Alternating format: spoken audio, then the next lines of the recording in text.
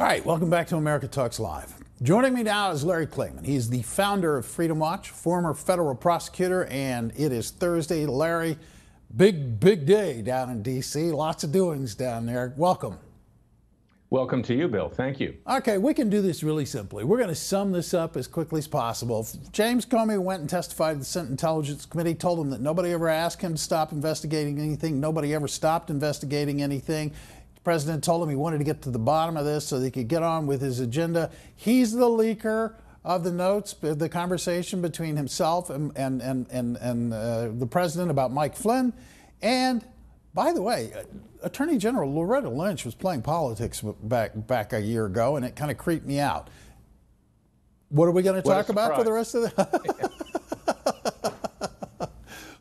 But that's not going to stop the news media from talking about the fact that Comey sat down and felt uncomfortable with President Trump. God, can somebody grow up down in Washington, D.C.? Well, he was like a child, basically. You could see when he started off the hearing, there's a tremendous animus. There's a hatred almost of President Trump at this point because he was embarrassed and he was held out to dry very quickly. He was fired, to put it bluntly. Right. And he was so angry that he took government documents, these so-called memoranda, which I'm very doubtful were written at the time. I think he probably wrote them after the fact, after he was fired, to try to justify what happened. And he then gives them to a Columbia Law School professor of all people, who then is told to leak them to the media. He didn't want to do it himself because he didn't want people coming out to his house. Well, Bill, why didn't he just give them to the same committee he testified to today? Why did he have to use that nefarious way of getting it out? It's sleazy. And frankly, it's illegal. It's a crime. That's a government document, and he leaked it. And this is a segue into the case that I filed in the last few days. You can find it at freedomwatchusa.org. But my client, Dennis Montgomery, that we've talked about on this show, who left the NSA, CIA, DIA with over 600 million pages of information showing illegal surveillance on the Chief Justice of the United States Supreme Court, other justices, hundreds of judges, President Trump when he was a businessman, and his family and his associates, and even me. This is Comey. He was involved in that, and we gave all that to him. We didn't know it at the time, but it's come out in the last few weeks. The FBI was doing a lot of this illegal surveillance with the intelligence agencies, and now he has leaked documents on top of that.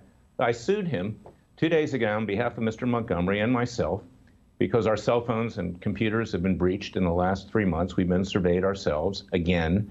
And I sued him for obstruction of justice. So if anyone has committed an obstruction of justice here, it's James Comey, not the President of the United States. But of course, to get these intelligence committees to look at it is almost impossible. Senator Richard Burr is like a lapdog when it comes to coordinating with the minority ranking member, Warner.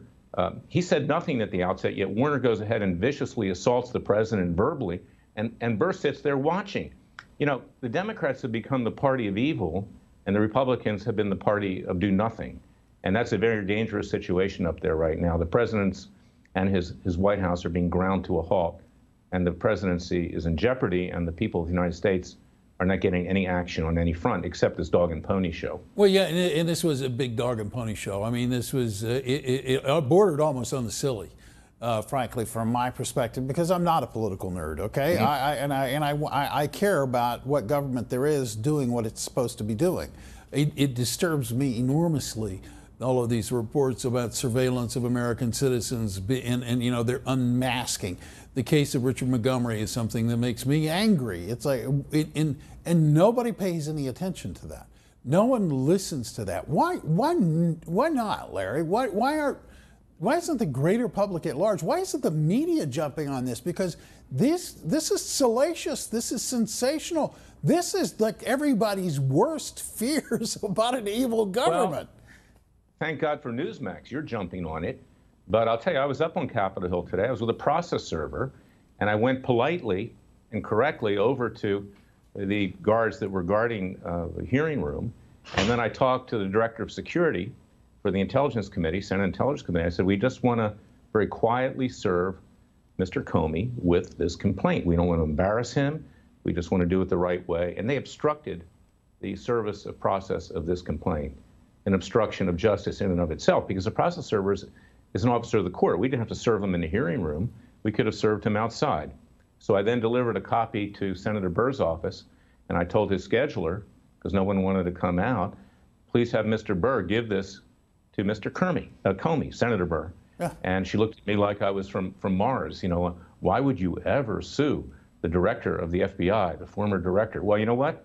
Because he's committed obstruction of justice, and you're helping him, this committee, because you won't get into what Montgomery has to say. I've tried to bring him forward. They don't want to hear it, because if they push hard on these intelligence agencies, stuff's going to start flying out of the files about their personal lives, about what they've done professionally, and they're not going to risk their career or their personal life because they're going to pursue justice. They're going to do the easy thing and beat up on President Trump and the people around him.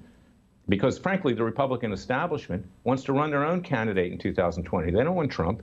They'd like to see him destroyed because he broke up the money train. He broke up their power. He doesn't listen to them.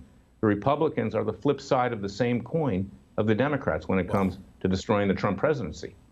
That is crazy because, you know, the thing I keep saying over and over and over again is I understand the president's frustration with the cloud that hangs over him in the cloud of the Russian investigation that's in Washington, D.C. But, you know, I keep saying, but sometimes you just have to soldier on. It's cloudy weather. You got to go get things done. You're in power. You've got the House, you've got the Senate, you've got the presidency. Go get things done. But your answers suggest that there's a worse reason things aren't getting done. It's that the Republicans don't get it done. No, they don't want to get it done. They just want to go out on Fox News or CNN or wherever and pontificate and get reelected. But the country comes second. And, you know, I had to laugh at a comment by President Putin of Russia, who has a sense of humor, apparently. He said, these people that are trying to destroy Trump, they're communists. So there's some truth to that, Bill. There's some truth to that on the left, on the Democratic left. Oh, no, really. He's an evil, murderous son of a gun. But, you know, Bernie Sanders is there, and he's an avowed socialist and communist. So there's some foundation to it. I know. Maybe we need a new Hollywood movie, Honeymoon in Moscow. I don't know. Because that's what the Democrats are doing. When were the Democrats ever concerned about the Soviet Union or Russia before? Never. They have a certain kinship with the leftist socialist. No, in fact, I'm waiting, honestly, I'm waiting for the news organization that will do the story about the Russian ties to the Democratic Party, because they're open, they're palatable, and you don't have to go but 1 degree away from the Clinton presidency. Arguably, you don't even have to go that far. You can look at her. I mean, the Russian ties on the Democratic side are all there for somebody to lay out. So Hillary Clinton, she sold out our uranium industry to them.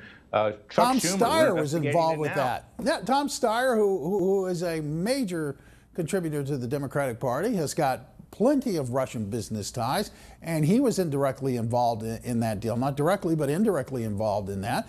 You've got Tony Podesta, John Podesta's brother, who was accepting money, and by the way, never registered as a lobbyist for the bank that he accepted, what was it, $180,000 from to act on their behalf. None of that's getting talked about. Instead, what's getting talked about are things that Comey, who clearly is angry with President Trump, plainly said, no. Nobody asked me to stop. Nobody stopped. And in fact, the president actually had said he really wants to get to the bottom of this, and he wants to know if any of the people in his administration have done anything wrong. Seems okay by me. Here's what we found out from a human perspective, Bill. This guy is not a man of courage. He's not a man of integrity, Comey. He's a weasel, okay? And rather than confronting President Trump, he writes what he claims are these detailed notes as if he's preparing to write a book about it. He doesn't tell the president about it. You know, there is a certain trust. That's what the president was talking about. Well, can I trust? Clearly, you can't trust Comey. He's two-faced. And frankly, as I said in our lawsuit, look at freedomwatchusa.org.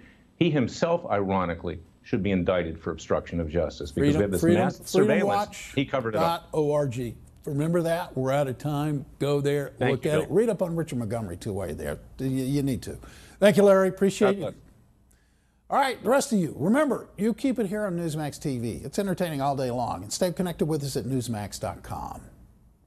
The fix is in. Deep state insiders and Obama's appointee Janet Yellen at the Federal Reserve have decided